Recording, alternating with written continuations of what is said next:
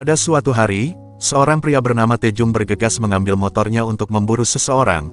Taejung lalu berusaha menghentikan mobil berwarna kuning yang dipakai oleh pria buruannya. Ternyata Taejung ingin balas dendam pada pria itu karena sudah menghancurkan hidupnya. Cerita kemudian mundur untuk memperlihatkan kehidupan Taejung saat masih normal. Jadi, Taejung bekerja sebagai kurir layanan antar makanan. Lantas pada suatu ketika ada seorang perempuan yang merusak makanan yang hendak diantar oleh rekan Taejung. Tak mau tinggal diam, Taejung mengejar pelaku yang kabur dengan mobil sport pacarnya. Dengan keahliannya dalam berkendara, Taejung berhasil menghentikan mobil tumpangan pelaku. Akibat tuntutan Taejung, pacar pelaku mau membayar ganti rugi makanan yang sudah ia rusak. Taejung lalu mentransfer uang kompensasi kepada rekannya sehingga masalah akhirnya terpecahkan. Setelah itu, Taejung menemui adiknya yang bernama Taejin. Rupanya Taejung selama ini bekerja keras untuk menghidupi Taejin karena ibu mereka telah meninggal dunia. Taejung akhirnya meminta Taejin untuk fokus belajar karena dalam waktu dekat ia akan menghadapi ujian sekolah.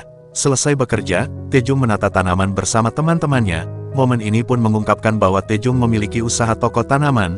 Usai menata tanaman, Taejung mengobrol dengan Suji yang ikut serta dalam kegiatan tadi. Rupanya Suji adalah pacar Taejung yang baik dan pengertian. Hari demi hari pun terus berlanjut hingga Taejung meluangkan waktunya untuk makan di tengah jam kerja. Taejung lalu tak sengaja menemukan sebuah ponsel berdering di dekat lokasinya. Saat mengangkat panggilan di ponsel itu, Taejung berkomunikasi dengan seorang perempuan bernama Nayong. Nah, rupanya Nayong sedang mencari ponselnya yang hilang dan sekarang ponsel itu ditemukan oleh Taejung. Taejung awalnya menolak mengantar ponsel Nayong karena ia sedang sibuk. Namun setelah Nayong berjanji akan memberi bayaran cukup tinggi, Taejung akhirnya berubah pikiran. Setelah itu, Taejung tiba di lokasi pilihan Nayong yang berada di dekat terowongan. Melihat kondisi terowongan yang sepi dan tampak rawan kejahatan, Taejung ingin mengembalikan ponsel ke rumah Nayong saja. Namun Nayong menolak karena ia merasa terganggu jika rumahnya dikunjungi oleh pria asing. Sesuai permintaan Nayong, Taejung menaruh ponsel di dalam kotak telepon darurat yang ada di terowongan. Taejung lalu mengambil uang bayaran dari Nayong yang telah disiapkan di dalam kotak tersebut. Lantas sebelum meninggalkan terowongan, Taejung nyaris tertabrak oleh truk yang parkir di lokasi sejak tadi. Waktu pun terus berlanjut hingga Taejung tiba-tiba ditangkap oleh polisi. Taejung lalu diberitahu bahwa ia menjadi tersangka kasus pemerkosaan dan pembunuhan. Tak butuh waktu lama, berita penangkapan Taejung menuai sorotan tajam. Penyebabnya jasad korban Taejung ditemukan dalam kondisi termutilasi. Karena hal ini, Taejung dianggap sebagai pembunuh yang keji. Saat menginterogasi Taejung, polisi menunjukkan foto korban yang merupakan seorang perempuan berusia 20 tahunan. Taejung lalu menegaskan ia tidak mengenal dan tidak pernah bertemu dengan perempuan tersebut. Dan yang paling penting, Taejung bersumpah bahwa ia bukanlah pelakunya. Saat sudah menjadi tahanan, Taejung dikunjungi oleh teman-temannya. Taejung lalu terkejut begitu mengetahui informasi pribadinya bocor di media sosial. Setelahnya giliran Suji yang mengunjungi Taejung. Untuk kesekian kalinya, Taejung menegaskan ia bukanlah pelakunya. Suji pun mempercayai pernyataan Taejung mengingat selama ini Taejung adalah orang baik yang hanya menghabiskan hari-harinya untuk bekerja. Beberapa waktu kemudian, Taejung menjalani sidang pertama sebagai terdakwa kasus pemerkosaan dan pembunuhan. Lantas menurut beberapa bukti temuan jaksa, Taejung menggunakan koper untuk memindahkan jasad korban yang telah ia mutilasi ke area sungai. Lebih jauh lagi, Taejung memutilasi korban di kamar mandi unit apartemen yang sedang kosong. Dakwaan pemerkosaan pun muncul karena sperma yang diyakini milik Taejung ditemukan di dalam tubuh korban. Mengejutkannya, korban ternyata adalah Nayong, perempuan yang sebelumnya dibantu oleh Taejung dalam masalah ponsel hilang. Pengacara akhirnya tidak bisa membela lagi karena semua bukti menguatkan status Taejung sebagai pelaku. Setelah itu, Suji mengunjungi Taejung yang masih merasa dirinya tidak bersalah. Nah, sedikit informasi selama ini Taejung dan Suji menggunakan gelang berbentuk sama yang menjadi simbol hubungan romantis mereka. Suji lalu curiga karena gelang Taejung ada di lokasi mutilasi. Kecurigaan Suji pun semakin kuat karena sekarang Taejung tidak memakai gelang itu dengan alasan hilang. Suji akhirnya melepaskan gelang miliknya dan meninggalkan Taejung dengan perasaan kecewa. Pasca hakim menjatuhkan vonis bersalah, Taejung dipenjarakan di sebuah lapas yang bernama Guan. Saat baru menjadi narapidana, Taejung mendapatkan seorang pengacara pembela umum bernama Sangrak. Di mata Sangrak ada kejanggalan dalam kasus Taejung. Misalnya saja sikap penegak hukum yang tidak mempertimbangkan kemungkinan lain seolah-olah mereka sudah diatur. Taejung lalu baru ingat bahwa gelangnya terjatuh di rumah kos Taejin. Kini Sangrak akan mencari gelang itu karena bisa menjadi bukti bahwa Taejung tidak bersalah. Setelah itu, para napi menyeret Taejung ke seorang mantan bos gangster bernama Doksu. Rupanya Doksu sekarang adalah bos para napi. Menjawab pertanyaan Doksu, Taejung mengakui bahwa ia dijatuhi hukuman penjara seumur hidup. Doksu pun sebenarnya juga diganjar hukuman yang sama, namun, ia mampu meringankan hukumannya menjadi 12 tahun karena memiliki banyak uang. Waktu pun terus berlanjut hingga Sangrak memberitahu Taejung bahwa Taejin tewas gantung diri. Sangrak pun mengetahui hal ini saat mengunjungi rumah kos Taejin untuk mencari gelang Taejung. Setelah itu, Taejung berupaya mengakhiri hidupnya karena depresi dengan kematian Taejin dan penyiksaan rutin geng Doksu. Namun petugas berhasil menyelamatkan Taejung dan tercatat ia sudah 3 kali mencoba bunuh diri pada bulan yang sama. Pada hari Paskah, para napi mengunjungi gereja di lapas dan mendapatkan sepotong kue. Taejung lalu berkenalan dengan seorang pelayan altar gereja yang bernama Noh. Ternyata Noh adalah napi yang sudah lama menghuni lapas Guan. Sejak mendapatkan nasihat dari Noh, Taejung rajin berolahraga dan berlatih bela diri. Dari sana Taejung lambat laun berubah menjadi orang yang kuat secara fisik dan mental sehingga ia pun bisa tahan terhadap penyiksaan geng Doksu. 5 tahun kemudian Taejung mendapatkan pekerjaan sebagai pemelihara tanaman di lapas. Taejung lalu memberikan tips untuk sipir Huan sehingga Huan bisa menemukan cara untuk mengatasi masalah tanamannya. Setelah itu, Taejung mengantar kepergian Noh yang akan segera pulang karena masa hukumannya telah berakhir. Atas permintaan Noh, Taejung beralih menjadi pelayan altar. Lantas pada suatu ketika Taejung mendampingi seorang napi yang akan membuat pengakuan dosa. Saat waktunya sudah tiba, napi yang kita sebut saja dengan nama Bejin ini menceritakan kondisinya. Ternyata Bejin mengalami kondisi yang sama persis dengan Taejung, yakni membantu mengembalikan ponsel hilang milik seorang perempuan sebelum akhirnya ia dipenjara karena divonis membunuh perempuan itu. Lebih jauh lagi, Bejin juga dibantu oleh Sangrak. Nah, jika sebelumnya Sangrak memberitahu Taejung bahwa Taejin bunuh diri, kali ini Sangrak memberitahu Bejin bahwa ibunya melakukan hal yang sama. Namun Bejin tidak mempercayai hal itu karena ia yakin ibunya bukan tipe orang yang akan bunuh diri jika stres berat. Bejin lalu mengungkapkan nama Sangrak tidak ada dalam daftar pengacara pembela umum. Karena kejanggalan ini, Sangrak diyakini terlibat dalam aksi penjebakan Taejung dan Bejin agar seolah-olah mereka melakukan pembunuhan. Keesokan harinya, Taejung terkejut karena Bejin ditemukan tewas bunuh diri. Menurut hasil pemeriksaan, Bejin menyumpal mulutnya dengan halaman Alkitab pemberian Taejung hingga ia pun tidak bisa bernafas. Setelahnya, Taejung kembali dikunjungi oleh Sangrak. Teringat pengakuan Bejin, Taejung menjadi curiga pada Sangrak. Puncaknya, Taejung menyerang Sangrak karena ia meyakini adiknya dibunuh oleh pengacara itu. Tanpa sepengetahuan sipir, Sangrak mengklaim bahwa ia memang membunuh Taejin. Namun, Sangrak meyakini Taejung takkan bisa membuktikan hal itu, karena sebagai napi Taejung mustahil bisa melakukan penyelidikan.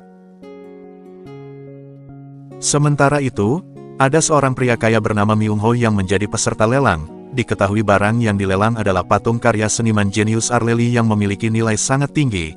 Di tengah jeda lelang, Myung-ho menghubungi seorang kolektor patung bernama Yohan. Sesuai kesepakatan mereka, Yohan menjamin anak Myung-ho akan aman asalkan Myung-ho membawakan patung Arleli untuk Yohan. Saat lelang dilanjutkan, Yohan diam-diam ikut menjadi peserta untuk menekan Myung-ho. Akibat tekanan ini, Myung-ho terpaksa menawar 6 miliar won sehingga ia pun akhirnya berhasil membeli patung tersebut. Usai mendapatkan patung incarannya, Yohan menghubungi Myung-ho. Jadi, ternyata Bejin yang bunuh diri dengan halaman Alkitab adalah tersangka palsu yang dipilih oleh Yohan untuk menggantikan anak Myung-ho. Dengan matinya Bejin, Yohan memastikan anak Myung-ho kini terbebas dari ancaman hukuman dan bisa kembali hidup dengan normal. Percakapan tadi akhirnya membuktikan Yohan menjadi dalang jebakan yang membuat orang tidak bersalah dihukum. Setelah itu, Sangrak menghubungi Yohan untuk melaporkan masalah Taejung. Yohan lalu mengizinkan Sangrak untuk menghabisi Taejung karena Taejung sudah mengetahui dirinya dijebak oleh seseorang. Dalam waktu berdekatan, seorang pria yang kita sebut saja dengan nama Nara mendapatkan tugas untuk membunuh Taejung. Kembali ke lapas Guan, Taejung menghadapi beberapa anak buah Doksu. Seperti biasa mereka memerintahkan Taejung untuk menjadi samsak. Muak menjadi target penyiksaan, Taejung akhirnya melawan dan berhasil mengalahkan para anak buah Doksu. Taejung lalu mengancam Doksu agar tidak berani lagi berbuat macam-macam kepadanya. Semenjak kejadian tadi tersebar rumor bahwa Doksu dihajar oleh Taejung. Rumor ini pun jelas mencoreng reputasi Doksu sebagai napi berkuasa. Doksu lalu menghajar seorang napi yang diam-diam mengoloknya karena percaya dengan rumor tadi. Tak lama kemudian, Doksu didatangi oleh seorang napi berkuasa lain yang bernama Gang Jae. Rupanya mereka berdua adalah musuh. Doksu akhirnya batal bertarung melawan Gang Jae karena ia tiba-tiba dipanggil oleh Park. Saat berbicara dengan Doksu, Park menegaskan posisinya sebagai kepala lapas. Park juga menjadi penyelenggara klub tarung antar napi, sedangkan Doksu bertugas merekrut napi yang akan dijadikan petarung. Doksu pun bisa bertindak semena-mena karena kerjasamanya dengan Park. Di akhir pertemuan, Park meminta Doksu untuk berhenti membahayakan nyawa napi. Waktu pun terus berlanjut hingga Taejung mendapatkan teman sekamar baru yang bernama Jion. Begitu momennya sudah tepat, Jion melaksanakan perintah Doksu untuk menghabisi Taejung. Namun, Taejung bisa mengantisipasi serangan dan berhasil mengalahkan Jion. Taejung akhirnya bisa menebak bahwa Jion dikirim oleh Doksu agar Doksu bisa menyingkirkan Taejung tanpa sepengetahuan sipir. Memasuki jam makan, Taejung mengungkit kejahatan Doksu yang tega mencabuli adiknya sendiri. Doksu pun langsung mengamuk dan menyerang Taejung. Sipir pun akhirnya terpaksa menyetrum Doksu karena ia sulit ditertibkan. Setelahnya, Sipir Huan mengabari Taejung bahwa Doksu dijebloskan ke sel isolasi akibat menganiaya Taejung. Membenarkan dugaan Huan, Taejung sengaja membuat Doksu dikurung di sel isolasi agar ia tidak bisa lagi mengganggunya. Seiring berjalannya waktu, Taejung diam-diam membuat kunci tiruan yang akan ia manfaatkan untuk kabur. Dengan mengelabui Sipir, Taejung akhirnya berhasil membuat kunci. Usai membereskan Doksu, Taejung tiba-tiba dikepung oleh Gang Jae dan gengnya. Gang Jae lalu mengajak Taejung untuk menjadi sekutunya mengingat mereka sama-sama memusuhi Doksu. Setelah itu, Taejung terpilih sebagai petarung dalam pertandingan yang akan segera diadakan. Di tengah persiapan, Taejung melumpuhkan para anak buah Gang Jae untuk menegaskan ia tidak mau menjadi sekutu Gang Jae. Waktu pun terus berlanjut hingga para napi dikumpulkan untuk menjalani vaksinasi. Ternyata vaksinasi itu akan dilakukan oleh Nara yang menyamar sebagai dokter lapas. Nara lalu diam-diam mengganti vaksin dengan racun saat ia menyuntik tubuh Taejung. Selesai menyuntik Taejung, Nara mengirimkan pesan kepada seseorang bahwa Taejung akan tewas dalam 30 menit. Setelah itu, Taejung mulai berusaha kabur dari lapas dengan strategi dan peralatan yang sudah ia siapkan sejak jauh-jauh hari. Dengan memanfaatkan celah yang sudah ia ketahui, Taejung berusaha bergerak secepat mungkin. Lantas di tengah perjuangannya, Taejung tiba-tiba merasa pusing tanpa mengetahui kondisi itu dipicu oleh racun yang disuntikkan oleh Nara. Usai melalui berbagai hambatan, Taejung pun berhasil memasuki kantor yang mengurus kunjungan keluarga napi. Melalui aksi pengalih perhatian, Taejung berhasil meninggalkan kantor dan menuju gerbang keluar dari lapas. Pada akhirnya Taejung hilang kesadaran karena efek racun sudah mencapai puncaknya. Di sisi lain, Yohan menyaksikan turnamen balap mobil. Rupanya salah satu tim pembalap dalam kompetisi itu dimiliki oleh Yohan. Usai balapan berakhir, Yohan berbicara dengan seorang anggota tim pembalapnya.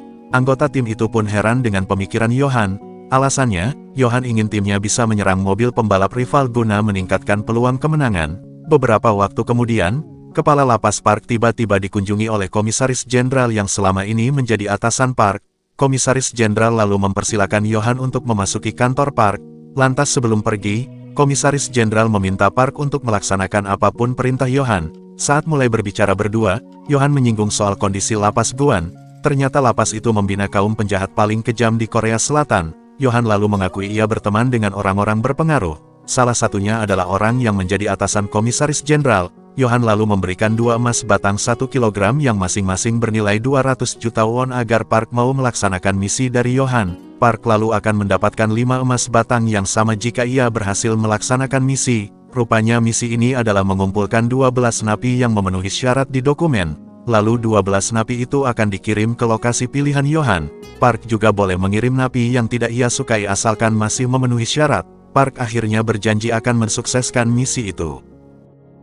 Sementara itu, Taejung terbangun di klinik lapas. Menurut hasil pemeriksaan dokter, tubuh Taejung terkena racun tikus. Nah, selain karena cepat ditangani, nyawa Taejung bisa terselamatkan berkat suplemen vitamin K3 yang diberikan oleh Noh saat berkunjung pada tempo hari. Tak lama kemudian, Huan menjenguk Taejung. Melalui penyelidikannya, Huan bisa mengetahui aksi Taejung yang berusaha melarikan diri dari lapas. Insiden racun tikus juga menyadarkan Huan bahwa ada pihak yang ingin menyakiti Taejung. Kini Huan akan mengawasi Taejung lebih ketat agar ia bisa melindunginya sekaligus mencegahnya kabur lagi. Seiring berjalannya waktu, Park mengeluarkan Doksu dari sel isolasi untuk mempertahankan kerjasama mereka. Lantas sebelum pergi, Park meminta Doksu untuk tidak membuat keributan. Bagaimanapun, Doksu mengabaikan permintaan itu karena ia sangat ingin balas dendam pada Taejung. Selang beberapa menit, Taejung bertarung melawan geng Doksu di dalam klinik. Melalui serangan gengnya, Doksu ingin menghukum Taejung karena sudah membuatnya dikurung di sel isolasi. Di waktu bersamaan, Hwan tidak bisa menindak keributan di dalam klinik karena pintu fasilitas itu dijaga ketat oleh para anak buah Doksu. Selesai mengalahkan semua lawannya, Taejung terlibat duel maut dengan Doksu. Karena Doksu masih melawan, Taejung akhirnya menggunakan senjata tajam Doksu untuk menyerang telinganya. Kejadian ini pun diketahui oleh Hwan dan tim tanggap darurat yang baru tiba di lokasi dan berhasil memulihkan ketertiban. Akibat perbuatannya terhadap Doksu, Taejung dijebloskan ke sel isolasi. Setelah itu, 12 napi termasuk Taejung dikirim paksa ke tempat milik Yohan dengan kondisi kepala ditutup. Keesokan harinya, Yohan menyambut mereka semua dan menjanjikan sebuah hadiah. 5 tahun sebelumnya, ada seorang pria bernama Kyung yang membunuh temannya dalam pengaruh narkoba. Ternyata teman Kyung itu adalah Nayong, perempuan yang disebut menjadi korban pembunuhan Taejung. Kyung lalu melaporkan masalahnya kepada sang ayah berharap ia bisa lolos dari jeratan hukum. Sementara itu, Yohan melalui perusahaannya berhasil memenangkan sebuah proyek pembangunan pusat data. Yohan lalu menemukan beberapa pejabat yang mengkritik kemenangan perusahaan Yohan. Alasannya perusahaan Yohan bisa memenangkan proyek tanpa memenuhi prosedur. Yohan lalu mengancam akan membocorkan informasi pribadi para pejabat tersebut jika mereka berani mengganggu perusahaan Yohan. Nah, rupanya perusahaan Yohan bergerak di bidang keamanan data. Bisa jadi Yohan menyimpan data sensitif yang dapat ia manfaatkan untuk mengendalikan atau menjatuhkan lawan. Setelah itu, Nara melaksanakan perintah Yohan untuk memotong jari telunjuk seorang pejabat yang berani mengecam Yohan. Yohan lalu memasang jari telunjuk tersebut pada bagian patung koleksinya. Di mata Yohan, potongan jari manusia itu adalah bagian terakhir yang menyempurnakan patungnya. Waktu pun terus berlanjut hingga Yohan dihubungi oleh anggota dewan bernama Baek yang merupakan ayah Kyung si pembunuh asli Nayong. Baek akhirnya menyewa jasa keamanan Yohan agar Kyung bisa terhindar dari jeratan hukum. Sebagai imbalannya, Baek harus membelikan sebuah karya seni bernilai tinggi untuk Yohan. Setelah itu, Yohan memasuki ruang andalannya yang biasa ia gunakan untuk mengurus masalah klien. Melalui kamera khusus yang dipasang oleh timnya, Yohan bisa memeriksa tempat kejadian perkara tanpa harus datang langsung ke tempat itu. Yohan lalu meretas CCTV di perkotaan untuk mencari tersangka palsu yang cocok menggantikan Kyung. Yohan akhirnya memilih Taejung karena seharian ia mengantar pesanan di sekitar kediaman Nayong. Sebagai langkah berikutnya, Yohan memata-matai Taejung baik melalui timnya maupun rekaman CCTV. Usai memahami aktivitas dan kehidupan pribadi Taejung, Yohan dengan timnya merekayasa alat bukti untuk menjadikan Taejung sebagai pelaku. Yohan pun sangat memperhatikan setiap detail kecil agar seolah-olah Taejung memang terbukti memperkosa dan membunuh Nayong. Atas perintah Yohan, Nara membunuh Taejin dan mengamankan gelang Taejung yang terjatuh di rumah kos Taejin. Dan sepertinya Nara mengambil sperma Taejung dari alat kontrasepsinya yang sudah dibuang. Lalu cairan itu pun disuntikkan ke dalam tubuh Nayong. Itulah tadi teknik manipulasi tingkat tinggi Yohan untuk membuat Taejung menggantikan Kyung sebagai pembunuh Nayong. Kembali ke masa sekarang, kita pun diperlihatkan apa yang terjadi sebelum kelompok napi disambut oleh Yohan. Jadi, saat baru tiba di tempat milik Yohan, Taejung dan para napi diberikan makanan dan minuman mewah. Sesuai instruksi, 12 napi termasuk Taejung memasuki kamar masing-masing. Mereka pun bertanya-tanya kenapa mereka dibawa ke sana dan di mana tempat itu berada. Saat situasinya sedang sepi, Taejung berusaha melarikan diri. Namun, aksi Taejung akhirnya digagalkan oleh pasukan penjaga keamanan yang membawa senapan. Mengetahui penjaga terus membidiknya, Taejung tidak berani menyerang saat ia ditemui oleh Yohan. Di akhir pertemuan, Yohan mengisyaratkan bahwa Taejung dan 11 napi lainnya akan mengikuti kompetisi berhadiah istimewa. Selang beberapa menit, Jion berhasil meyakinkan Taejung agar mau menemui Doksu. Taejung lalu bersiap bertarung begitu mengetahui Doksu akan membunuhnya untuk balas dendam. Namun, penjaga berhasil mencegah bentrok sehingga Doksu harus menunda rencananya untuk menghabisi Taejung. Cerita lalu kembali ke momen Yohan menyambut 12 napi. Di sini mereka mengenakan seragam yang memiliki nomor urut masing-masing. Yohan lalu mengumumkan bahwa 12 napi akan menjadi peserta balap mobil, sedangkan arenanya akan berlokasi di kompleks pabrik kosong. Yohan akhirnya menembak mati seorang napi akibat berusaha kabur dari kompetisi. Setelah itu, Yohan menunjukkan tumpukan uang sebesar 5 miliar won yang menjadi hadiah untuk pemenang kompetisi balap mobil. Yohan akhirnya menegaskan kompetisi tidak memiliki aturan sehingga peserta boleh melakukan segala cara demi meraih kemenangan. Usai pengarahan, 12 napi mengambil mobil di garasi yang sesuai dengan nomor urut seragam mereka. Ternyata setiap peserta mendapatkan mobil yang berbeda-beda dan tidak semuanya cocok untuk balapan. Namun karena tidak ada aturan, mereka bebas melakukan modifikasi untuk menyiasati kelemahan mobil. Sementara itu, Kyung datang ke lokasi bersama seorang pria atas undangan Yohan. Rupanya pria yang bersama Kyung adalah orang yang hukumannya digantikan oleh Bejin. Yohan akhirnya mengungkapkan kompetisi balap mobil Napi akan menjadi ajang judi yang beroperasi melalui website gelap. Di tengah masa persiapan balapan, Jeon yang masih menjadi anak buah Doksu menjalankan tugasnya untuk memata-matai Taejung. Tanpa sepengetahuan Doksu, Jeon bekerja sama dengan Taejung sebagai tim. Adapun Taejung mau bekerja sama dengan Jeon karena pria itu menunjukkan keseriusannya. Nah, saat ini para peserta sudah membuat tim masing-masing untuk meningkatkan peluang kemenangan. Keesokan harinya, Gang Jae menjadi peserta pertama yang menemui Yohan melalui sesi konsultasi. Gang Jae lalu menawarkan kesepakatan dengan Yohan. Di sini Gang Jae berjanji akan bisa menjadi orang yang sangat berguna untuk Yohan asalkan Yohan mau bekerja sama dengan Gang Jae. Yohan akhirnya tidak mempercayai Gang Jae dan menolak kesepakatan begitu mengetahui Gang Jae sudah 18 kali terjerat kasus penipuan. Setelah itu, giliran Doksu yang menemui Yohan melalui konsultasi. Doksu lalu meminta izin Yohan untuk menghabisi Taejung dalam balapan nanti agar ia bisa membalaskan dendamnya. Mendengar hal itu, Yohan akhirnya mengizinkan Doksu demi meningkatkan keseruan balapan. Pada malam harinya, anak buah Doksu membajak mobil SUV milik peserta lain untuk kemudian diserahkan kepada Doksu. Tak lama kemudian, Gang Jae melihat aksi anak buah Doksu dan mendapati penjaga keamanan hanya diam saja. Di saat itulah Gang Jae baru menyadari pembajakan mobil dan kekerasan diperbolehkan di tengah masa persiapan. Sementara itu, Taejung sedang merawat mobil sport milik Jeon. Ternyata dari semua peserta hanya Jeon yang mendapatkan mobil sport, sehingga dengan mobil kencang itu Jeon berpeluang besar untuk menang. Begitu mengetahui mobil Jeon, tim Gang Jae langsung berusaha membajaknya dengan segala cara. Taejung dan Jeon lalu berusaha kabur dengan menggunakan mobil sport tersebut. Doksu dengan mobil SUV bajakannya lalu mengejar Taejung dengan misi untuk merebut mobil sport. Di saat bersamaan, Gang Jae juga mengejar Taejung dengan mobilnya yang tergolong lambat. Usaha kabur Taejung akhirnya gagal akibat mobilnya ditabrak oleh Doksu. Gang Jae lalu menghadang Doksu saat ia hendak kembali menabrak Taejung. Saat Doksu dan Gang Jae akan bertarung demi merebut mobil sport, penjaga keamanan akhirnya bertindak dan berhasil memulihkan ketertiban. Rupanya Yohan sengaja mencegah keributan yang lebih besar karena ia tak ingin para peserta terluka sebelum balapan.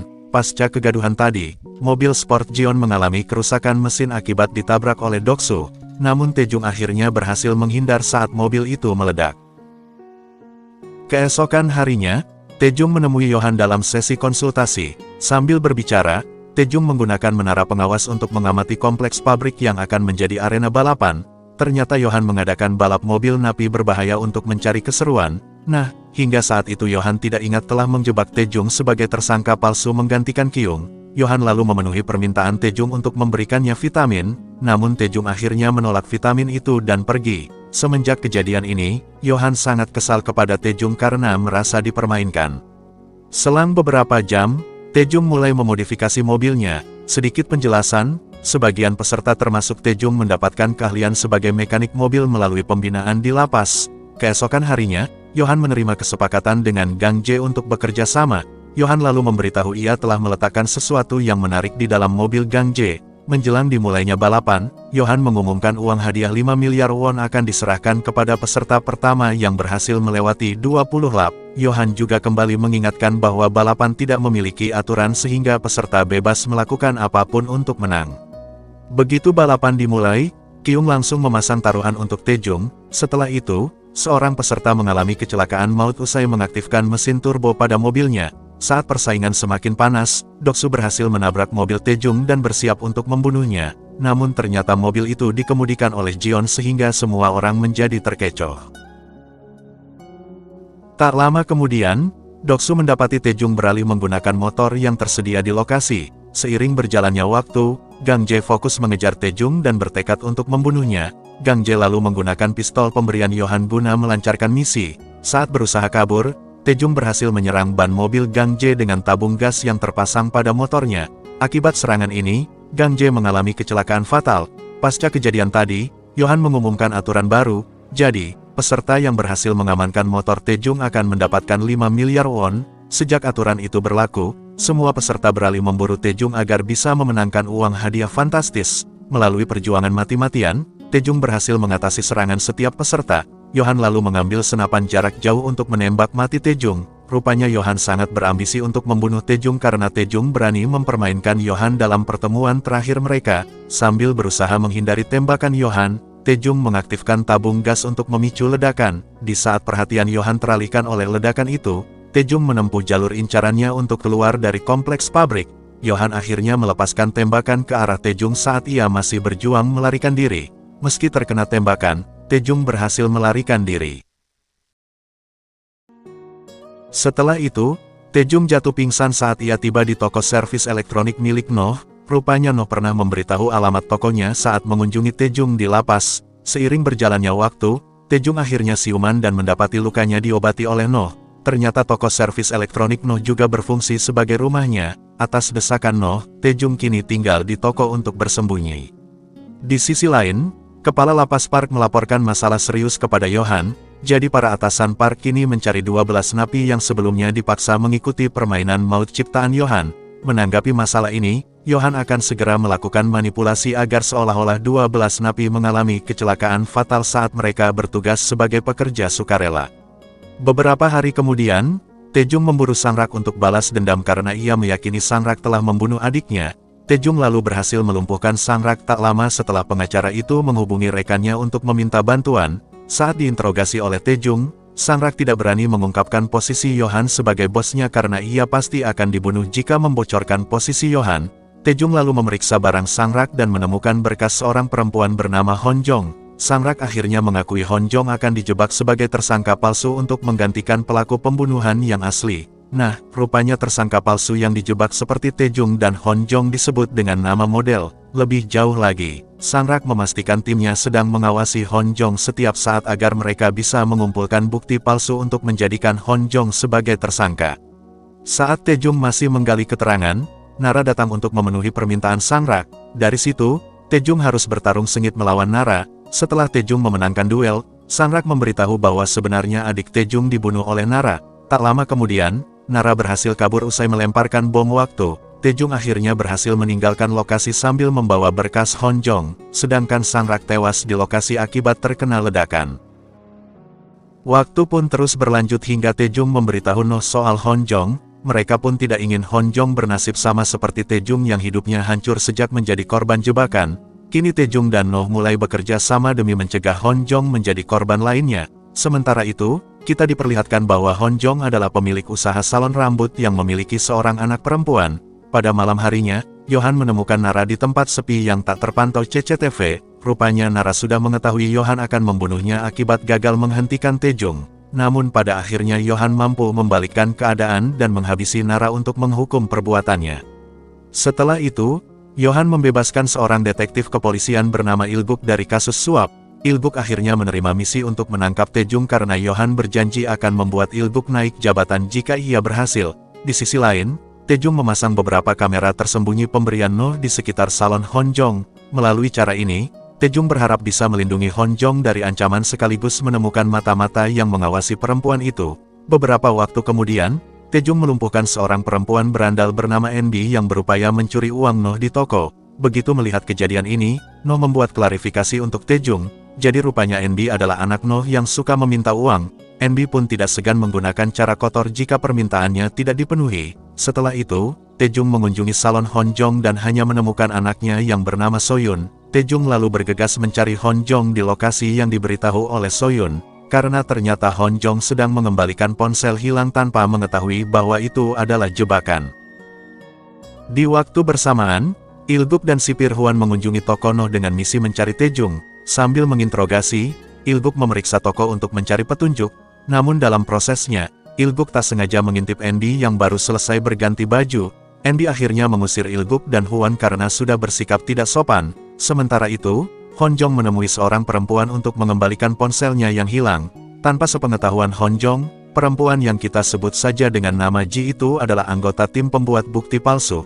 Tak lama kemudian, Taejung datang dan berhasil membawa kabur ponsel yang akan dikembalikan kepada Ji. Taejung lalu bisa memastikan ponsel itu adalah bagian dari jebakan untuk menjadikan Honjong sebagai tersangka palsu alias model. Melalui ponsel jebakan, Taejung berhasil menghubungi Ji. Demi kembali mendapatkan ponsel tersebut, Ji rela membayar uang tebusan dalam jumlah besar yang diminta oleh Taejung. Sesuai kesepakatan, Ji memberikan uang tebusan melalui kurir suruhan Taejung. Ji lalu mengambil ponsel jebakan di lokasi pilihan Taejung. Tak lama setelahnya, ketua tim pembuat bukti palsu yang bernama Wu sedang berbicara dengan Yohan. Di sini Wu mengakui ponsel yang hendak digunakan untuk menjebak Hon Jong telah dicuri. Namun sekarang Wu berhasil kembali mendapatkan ponsel tersebut dengan membayarkan uang tebusan kepada pelaku. Bagaimanapun, Yohan menganggap tindakan Wu sebagai kesalahan besar. Atas perintah Yohan, seorang perempuan bernama Chungri akhirnya membunuh Wu sebagai hukuman. Sementara itu, Taejung terus membuntuti Ji hingga ia pun memasuki pabrik yang dikelola oleh Wu. Taejung lalu melumpuhkan seorang petugas dan mengambil alih seragamnya untuk menyamar. Setelahnya, Taejung diam-diam merekam kegiatan para petugas dalam membuat bukti palsu.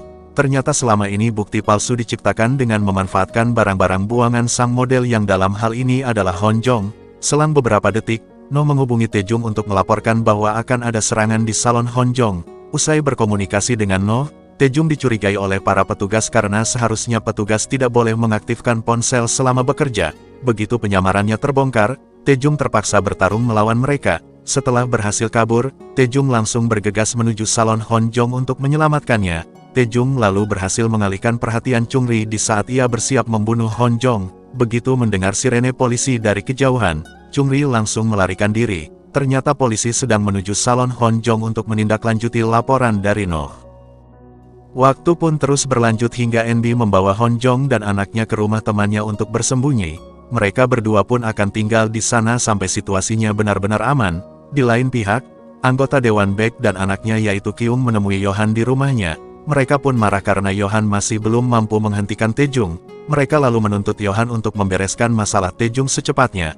Karena semakin lama Taejung bebas, dikhawatirkan status Kyung sebagai pembunuh asli Nayong akan terbongkar. Usai pertemuan tadi, Yohan membenci Baek dan Kyung karena mereka berani menghina dan mengancam Yohan. Sebagai pembalasan, Yohan akan menjalankan strategi untuk mempertemukan Taejung dan Kyung, berharap akan terjadi konflik yang mengancam nyawa mereka. Keesokan harinya, Taejung dan No menyaksikan berita pembunuhan seorang pianis peraih penghargaan. Berkat informasi dari ponsel jebakan, Taejung bisa memastikan Hon Jong akan dijebak sebagai tersangka palsu dalam kasus pembunuhan sang pianis. Pada malam harinya, Taejung mendatangi pabrik untuk mencari Ji, namun ternyata Ji dan para petugas telah dibunuh. Bahkan di lokasi yang sama juga ada kepala Nara. Sepertinya Yohan telah membunuh semua orang di pabrik karena Taejung sudah mengetahui tempat rahasia itu. Saat masih memeriksa lokasi, Taejung menemukan amplop berisi banyak uang yang dijadikan sebagai imbalan untuk aksinya. Lebih jauh lagi, Taejung mendapatkan pesan bahwa Kyung adalah pembunuh Nayong yang sebenarnya. Sang pengirim pesan akhirnya berjanji akan memberi petunjuk agar Taejung bisa menemukan Kyung. Keesokan harinya, Taejung mendapatkan pesan soal waktu dan lokasi pesta Kyung yang akan segera diadakan. Taejung pun tidak mengetahui kalau sang pengirim pesan yang menuntunnya ke lokasi Kyung adalah Yohan. Waktu pun terus berlanjut hingga Taejung menghubungi Huan dan memberitahu bahwa ia akan menangkap pembunuh asli Nayong. Taejung kemudian langsung memutus komunikasinya begitu mendengar suara Ilguk. Setelah itu, Ilguk mendapatkan bantuan dari kepolisian sehingga ia menemukan bukti bahwa Taejung sedang membawa ponsel pemberian No. Kini Ilguk akan melacak lokasi ponsel itu agar ia bisa menemukan Taejung. Di sisi lain, No dan NB mencari Taejung karena ia tak kunjung kembali. Sama seperti Ilguk, mereka akhirnya melacak lokasi ponsel Taejung pemberian No agar bisa menemukannya. Sementara itu, seorang bos gangster yang kita sebut saja dengan nama Sukang menyiksa anak buahnya karena membuat kesalahan serius. Tak lama berselang, Kyung menemui Sukang yang selama ini menjadi teman baiknya. Nah, berkat bantuan Sukang, Kyung bisa mengadakan pesta yang waktu dan lokasinya sudah diketahui oleh Taejung. Di lain tempat, Yohan sedang menghadiri upacara peringatan hari kematian kedua orang tuanya. Ternyata selama ini Yohan terkadang sesak nafas akibat trauma dan insiden maut orang tuanya yang terjadi pada belasan tahun yang lalu. Usai acara berakhir, Yohan bertemu dengan kepala pelayannya yang kita sebut saja dengan nama Jong-in. Meski kehilangan penglihatannya, Jong-in sangat diandalkan oleh Yohan karena kepala pelayan itu sangat setia dan bisa memahami keinginan Yohan. Setelah itu, Chungri diam-diam membunuh para anggota keluarga penting Yohan atas perintah dari Jong-in. Usai melumpuhkan bibi Yohan, Chungri membantu Jong-in agar ia bisa membunuh bibi Yohan dengan mudah. Nah, rupanya Jong-in mendalangi pembunuhan tadi agar sang bibi tidak bisa mengambil alih saham perusahaan Yohan. Dan yang mengejutkan, Yohan selama ini tidak mengetahui bahwa Jong-in adalah ibu kandungnya. Adapun Jong-in mengalami kebutaan karena Yohan menyiram matanya dengan air raksasa saat ia sedang tidur. Menurut keyakinan Jong-in, Yohan melakukan aksinya agar bisa terus mempertahankan Jong-in sebagai kepala pelayannya. Jong-in akhirnya membunuh sang bibi demi kebaikan Yohan. Pada malam harinya, Taejung mendatangi Kyung di kapal yang menjadi lokasi pesta. Taejung lalu memancing pernyataan Kyung sambil merekamnya secara diam-diam agar Taejung bisa mendapatkan bukti bahwa Kyung adalah pembunuh asli Nayeong. Sayangnya usaha Taejung berakhir gagal. Tak lama kemudian Sukang memberitahu para anak buahnya untuk menghentikan Taejung agar Kyung bisa kembali berpesta. Meski berhasil mengalahkan mereka, pada akhirnya Taejung dilumpuhkan oleh Sukang.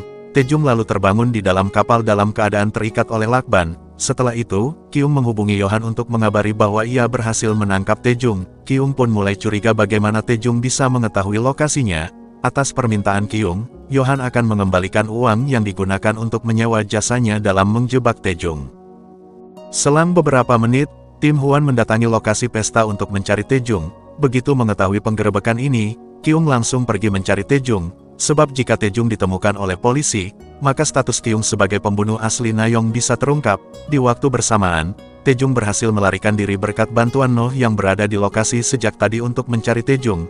NB kemudian berhasil melumpuhkan Il-guk dan Hwan saat mereka hendak menangkap Taejung. Setelah itu, NB membawa mereka ke rumah temannya yang bernama Han Biol untuk menyembunyikan Taejung. Keesokan harinya, Taejung dan Noh berbicara soal Kyung. Di sini Taejung berkeyakinan ia menjadi tersangka dalam kasus pembunuhan Nayeong akibat dijebak oleh Kyung. Taejung akhirnya memenuhi permintaan Kyung untuk bertemu dalam waktu dekat. Sementara itu, Yohan menemui ibu Kyung di sebuah restoran mewah. Yohan lalu mengakui bahwa ia adalah teman Kyung. Tak lama kemudian, Baek datang untuk merayakan ulang tahun pernikahannya dengan ibu Kyung. Begitu ibu Kyung pergi ke toilet, Yohan dan Baek langsung berbicara dalam suasana yang tegang. Dengan nada ancaman, Yohan menekankan bahwa ia bisa menemukan Baek kapanpun ia mau. Meski Baek pernah bersikap kasar, Yohan tetap mau menawarkan bantuan untuk melindungi Kyung dari Taejung. Namun, Baek menolak keras sambil memperingatkan agar Yohan tidak berbuat macam-macam. Pada malam harinya, Yohan menghadapi sekelompok penyusup yang berusaha membunuhnya. Dengan keahliannya dalam berpedang, Yohan berhasil membunuh mereka semua dalam waktu singkat. Yohan lalu bisa menebak Baek mengirim penyusup sebagai ancaman agar Yohan tidak berani meneror keluarga Baek. Di sisi lain, Noh menceritakan rahasia kelamnya saat mengobrol dengan Taejung. Jadi saat mabuk, Noh bertengkar hebat dengan istrinya yang juga merupakan ibu NB. Noh lalu tanpa sadar memicu kebakaran di rumah yang berujung menewaskan sang istri. Insiden inilah yang membuat Noh dipenjarakan karena ia divonis membunuh istrinya sendiri. Sejak saat itulah NB membenci Noh hingga mereka pun hidup terpisah selama 10 tahun. Namun hubungan mereka mulai membaik sejak bekerja sama membantu Taejung. Keesokan harinya, Taejung menggunakan gudang di rumah Han Biol untuk mempersiapkan alat pemicu ledakan. Rupanya Taejung akan membawa alat tersebut sebagai senjata saat menemui Kyung nanti. Tak lama kemudian, NB menunjukkan perhatiannya dengan meminta Taejung untuk segera makan. Mengetahui kejadian ini, Han Biol mulai bertanya-tanya apakah NB menyukai Taejung. Selang beberapa menit, NB berbelanja di minimarket terdekat hingga ia pun tak sengaja bertemu dengan Il-guk. Ternyata Il-guk membawa tim polisi yang bersiaga di daerah rumah Han Biol untuk mencari Taejung. Usai mengelabui Il-guk agar tidak ditangkap, NB langsung bergegas menuju rumah Han Biol untuk memperingatkan Taejung. NB pun sebenarnya sudah menghubungi ponsel Noh untuk memberi peringatan. Namun Noh tidak mengangkat panggilannya karena ponselnya tidak berbunyi. Sesampainya di tujuan, NB melarikan diri bersama Noh, sedangkan Taejung kabur dengan motornya. Mereka pun kompak tidak memberitahu lokasi Taejung sehingga Il-guk harus mencari cara lain. Noh lalu menegaskan kepada Hwan bahwa sebenarnya Taejung adalah korban jebakan. Setelah itu, Noh dan NB kembali ke rumah Han Biol. Mereka lalu bertemu dengan Yohan tanpa mengetahui siapa pria itu sebenarnya. Adapun Yohan telah menyerang Han Biol karena tidak mau memberitahu lokasi Taejung. Yohan akhirnya melumpuhkan Noh dan NB karena mereka tidak mau mengungkapkan lokasi Taejung. Nah, dengan alat pengawasannya yang canggih, Yohan sudah mengetahui bahwa selama ini Noh dan NB sering membantu Taejung. Pada malam harinya, Taejung tiba di lokasi pertemuan dengan Kyung. Guna meluruskan kesalahpahaman Taejung, Kyung memberitahu bahwa sebenarnya orang yang menjebak Taejung adalah Yohan, sedangkan Kyung hanyalah klien yang menyewa jasa Yohan agar hukumannya bisa digantikan oleh orang lain. Apapun alasannya, Taejung tetap memburu Kyung karena ia ikut menjadi penyebab kehancuran hidup Taejung. Setelah menyuruh Kyung pergi, Sukang dan gengnya mulai berusaha melumpuhkan Taejung. Begitu gagal menghentikan aksi kabur Kyung, Taejung menggunakan motornya untuk mengejar pria itu. Di saat bersamaan, Sukang dan gengnya mengejar Taejung dengan misi untuk membunuhnya sebagai pembalasan. Taejung lalu terkena serangan yang membuatnya terlempar ke dalam mobil geng Sukang. Meski terpojok, Taejung akhirnya berhasil membunuh Sukang dan menyingkirkan para anak buahnya. Taejung lalu mengambil alih mobil geng Sukang agar ia bisa kembali mengejar Kyung. Di tengah baku tembak, Taejung melancarkan trik yang berhasil menghentikan laju mobil Kyung. Saat masih menyerang Kyung, Taejung terpaksa melarikan diri karena ada truk yang melaju kencang dari arah berlawanan. Truk itu kemudian menabrak mobil Kyung, sedangkan Taejung mengalami kecelakaan saat berusaha menghindar. Begitu sudah bisa bangkit, Taejung mendatangi Kyung yang sedang kritis. Kyung lalu menolak mengakui statusnya sebagai pembunuh asli Nayeong. Setelah Kyung hilang kesadaran, Taejung mengangkat panggilan Yohan pada ponsel Kyung. Yohan lalu menawarkan uang 5 miliar won sebagai hadiah atas perjuangan keras Taejung selama ini. Bahkan Yohan juga menawarkan pemulihan nama baik Taejung agar kedepannya ia tidak lagi dianggap sebagai pembunuh Nayeong. Lebih dari itu, Yohan menegaskan bahwa ia telah membunuh Nara sehingga Taejung seharusnya bisa mendapatkan keadilan atas kematian adiknya yang dibunuh oleh Nara. Meski tawaran Yohan sangat menarik, Taejung tetap menolaknya tanpa ragu. Alasannya, Taejung kini bertekad untuk balas dendam pada Yohan karena telah membuat jebakan yang menghancurkan hidupnya. Beberapa waktu kemudian, Yohan melumpuhkan Baek dan menghabisi seorang perempuan yang diduga menjadi selingkuhan Baek. Saat Baek dalam kondisi kritis, Yohan menceritakan rahasia gelapnya. Jadi, semasa remaja, Yohan membunuh kedua orang tuanya karena ia menentang keputusan mereka untuk menyumbangkan sebagian besar aset ke kuil. Yohan lalu melapor kepada polisi bahwa orang tuanya dibunuh oleh seorang napi kabur yang bersembunyi di daerah rumah Yohan. Polisi pun akhirnya menembak mati sang napi karena berusaha kabur saat akan ditangkap. Sejak saat itulah Yohan tertarik untuk menjebak orang yang tidak bersalah sebagai tersangka kasus pembunuhan. Selesai menceritakan rahasianya, Yohan membunuh Baek karena sudah berani menyerangnya pada tempo hari. Tim utusan Yohan kemudian datang untuk menghilangkan jejak.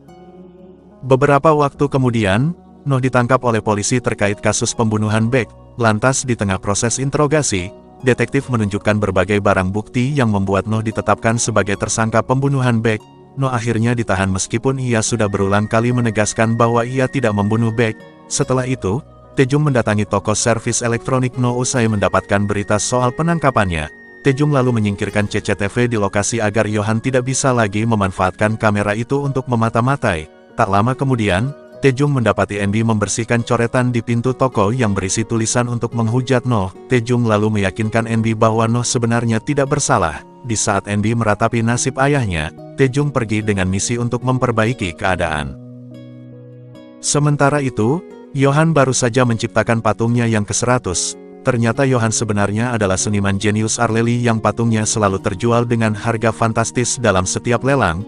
Yohan pun suka membuat patung yang memiliki raut wajah tersiksa dan putus asa karena raut wajah itu menggambarkan kondisi orang yang ia jebak. Atas saran Jong-in, Yohan akan membuka identitasnya sebagai Arleli saat merilis patung ke-100 yang akan dilelang. Waktu pun terus berlanjut hingga Taejung menghubungi Yohan. Taejung pun bisa menebak bahwa penangkapan Noh adalah jebakan Yohan. Setelah itu, Taejung mendatangi kotak telepon darurat sesuai permintaan Yohan. Lantas di dalam kotak terdapat pisau yang digunakan oleh Yohan untuk membunuh Baek dan ditujukan untuk Taejung. Melalui dua barang itu, Yohan memberikan dua pilihan kepada Taejung. Yang pertama menyerahkan diri sebagai pelaku pembunuhan Baek sambil membawa pisau sebagai barang bukti. Dan yang kedua menggunakan cek untuk meminta uang tebusan berapapun nilainya. Rupanya Yohan memanfaatkan cek agar bisa merekrut Taejung. Yohan juga mengisyaratkan ia menjebak Noh sebagai serangan balasan terhadap Taejung. Begitu mengakhiri komunikasi, Yohan penasaran pilihan mana yang akan diambil oleh Taejung. Seiring berjalannya waktu, Noh merenungkan masa lalunya saat mendekam di dalam sel. Jadi sebenarnya Noh dahulu sangat dekat dengan NB. Noh kemudian dijatuhi hukuman penjara 20 tahun akibat memicu kebakaran yang menewaskan istrinya. Lantas saat menjadi napi, Noh memarahi NB karena memukul temannya. Padahal sebenarnya NB melakukan aksinya karena korban menghina NB dan Noh tak ingin NB terus dihakimi. Noh akhirnya memaksa NB untuk berhenti menganggapnya sebagai ayah. Sejak saat itulah NB membenci Noh sebelum mereka kembali rukun berkat kehadiran Taejung. Kembali ke masa sekarang, Noh memutuskan untuk membenarkan statusnya sebagai pelaku pembunuhan Baek. Noh pun diam-diam melakukan hal ini demi keselamatan NB. Dalam waktu berdekatan, Taejung menyerahkan diri ke polisi sambil membawa barang bukti pisau yang membunuh Baek. Taejung lalu menekankan bahwa ia adalah pembunuh Baek yang sebenarnya sehingga Noh akhirnya dibebaskan. Sesampainya di toko, Noh terlibat momen mengharukan dengan Enbi. Setelah itu, Yohan mengunjungi Taejung yang sedang ditahan. Karena sudah muak dengan jebakan Yohan, Taejung tidak peduli lagi soal motif maupun latar belakang Yohan. Taejung akhirnya menyebut Yohan sebagai anak kecil yang tidak bermoral. Tak terima dengan hinaan itu, Yohan pun memerintahkan Park untuk membuat Taejung mati saat ia nanti dipindahkan ke lapas Guan. Keesokan harinya, Huan mendapatkan izin untuk menjemput Taejung dengan memanfaatkan prosedur pemindahan darurat. Di tengah perjalanan menuju lapas Guan, Huan mengungkapkan bahwa rekan-rekan sesama sipir bekerja lebih keras sejak Taejung berhasil kabur. Taejung lalu mengisyaratkan ia sengaja menyerahkan diri sebagai pelaku pembunuhan Baek demi menyelamatkan Noh.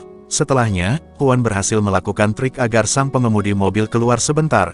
Begitu ada kesempatan, Huan langsung mengambil alih mobil dan membawa Taejung ke area sepi. Huan lalu membebaskan Taejung karena ia sudah mengetahui bahwa Taejung tidak bersalah. Kini Huan pun berharap Taejung bisa memperbaiki hidupnya yang kacau sejak ia menjadi korban jebakan. Usai meninggalkan lokasi, Huan merenungkan momen yang membuatnya mau menolong Taejung. Jadi sebelumnya Taejung diam-diam mengirimkan barang hasil penyelidikannya kepada Huan. Dari sini Huan bisa mengetahui soal model dan bukti palsu hingga status Kyung sebagai pembunuh Nayeong yang sebenarnya. Setelah itu, Huan sempat menguping pembicaraan Park sehingga ia pun bisa mengetahui Taejung akan dibunuh saat sudah dipenjarakan di lapas Guan. Kembali ke masa sekarang, Huan memukul Park karena terlibat dalam jebakan yang membahayakan nyawa Taejung. Di sisi lain, Taejung bisa menemukan Noh dan Enbi di titik penjemputan berkat arahan dari Huan. Saat sudah kembali ke toko, mereka bertiga pun menyepakati misi untuk menghentikan Yohan. Taejung lalu memindahkan Noh dan Enbi ke toko tanamannya agar lokasi mereka tidak diketahui oleh Yohan. Setelahnya kelompok Taejung mendiskusikan hasil penyelidikan mereka sambil merancang strategi untuk menghentikan Yohan. Kini mereka pun berhasil menguak identitas rahasia Yohan sebagai Arlely. Sementara itu, Yohan menghadiri pameran spesial yang bertujuan untuk memperlihatkan patung Arlely yang ke-100 sebelum dilelang pada acara dan hari yang sama. Pada akhirnya patung terbaru Arlely terjual seharga 10 miliar won. Pemandu lalu mengumumkan pembeli patung ke-100 adalah peserta lelang yang berada di ruang privat. Yohan lalu menunda rencananya untuk mengumumkan identitasnya sebagai Arlely karena ia ingin segera mengetahui siapa pembeli tersebut. Sesampainya di ruang privat, Yohan mendapati bahwa pembeli itu adalah Kyung yang ternyata masih hidup dan menjalani perawatan. Atas laporan Kyung, polisi pun menangkap Yohan atas dugaan pembunuhan, persekongkolan jahat, dan perusakan barang bukti. Ternyata sebelum menghadiri pameran spesial, Kyung menjalin kerjasama dengan Taejung. Kyung pun mengambil keputusan ini agar ia bisa balas dendam pada Yohan karena telah membunuh Baek ayahnya. Waktu pun terus berlanjut hingga akhirnya Yohan ditahan di dalam sel. Tak lama kemudian, sekelompok preman menyerbu kantor polisi dan menyerang semua petugas di lokasi. Il-guk pun ikut menjadi korban saat ia sedang meminta bantuan Yohan. Begitu momennya sudah tepat, Yohan dibebaskan oleh Doksu yang mendalangi serangan tadi. Ternyata Doksu melakukan aksinya atas permintaan Park, yang mana permintaan itu berasal dari Yohan. Di akhir pertemuan, Yohan menjamin bahwa Doksu akan segera bisa menemui Taejung untuk membalaskan dendamnya. Setelah itu, Taejung menyamar sebagai petugas yang memindahkan patung Arlely ke rumah Yohan. Selagi Taejung sibuk dengan aksinya, Yohan berhasil menghabisi Kyung di kamar pasien secara diam-diam. Akibat kejadian ini, polisi pun menghadapi jalan buntu dalam menangani kasus Yohan. Di sisi lain, Chungri mendatangi toko tanaman dan menyerang Noh. Enbi lalu berjuang menghentikan Chungri demi melindungi ayahnya. Meski sudah melawan sekuat tenaga, Enbi akhirnya tetap dikalahkan oleh Chungri. Dan gawatnya Noh kini terluka parah akibat serangan dari Chungri. Beralih ke Taejung, ia berhasil menyusup ke dalam ruang canggih yang biasa digunakan oleh Yohan untuk menyusun jebakan. Usai mengambil media penyimpanan data, Taejung langsung keluar dari lokasi karena sistem keamanan akan segera membuatnya terkurung di tempat itu. Lantas saat hendak meninggalkan rumah Yohan, Taejung harus berhadapan dengan Doksu. Selesai menebar ancaman, Doksu memerintahkan banyak anak buahnya untuk menghabisi Taejung. Setelah mengalahkan semua anak buah Doksu, Taejung harus bertarung melawan Doksu. Dengan penuh perjuangan, Taejung akhirnya berhasil mengalahkan Doksu. Tak lama kemudian, Taejung harus menghadapi Yohan. Rupanya Yohan sudah mengetahui kedatangan Taejung di rumahnya sehingga ia langsung bergegas pulang usai membunuh Kyung. Yohan lalu menunjukkan pedangnya yang menyimpan flash disk berisi data kejahatan Yohan. Lebih jauh lagi, Johan memastikan media penyimpanan data yang diambil dari ruang canggihnya akan otomatis menghapus data begitu media itu diakses. Ini artinya aksi Taejung untuk mencuri media tersebut berakhir sia-sia. Saat Taejung bersiap melawan Johan, Chungri datang sambil membawa Andy sebagai sandera. Johan lalu berjanji akan membiarkan Andy tetap hidup dengan syarat Taejung membunuh Doksu. Setelah Taejung menolak, Johan menghabisi Doksu dan menebas kaki Taejung. Kini Johan bertekad untuk membunuh Taejung dan akan menjebak Andy sebagai pelaku pembunuhan Taejung.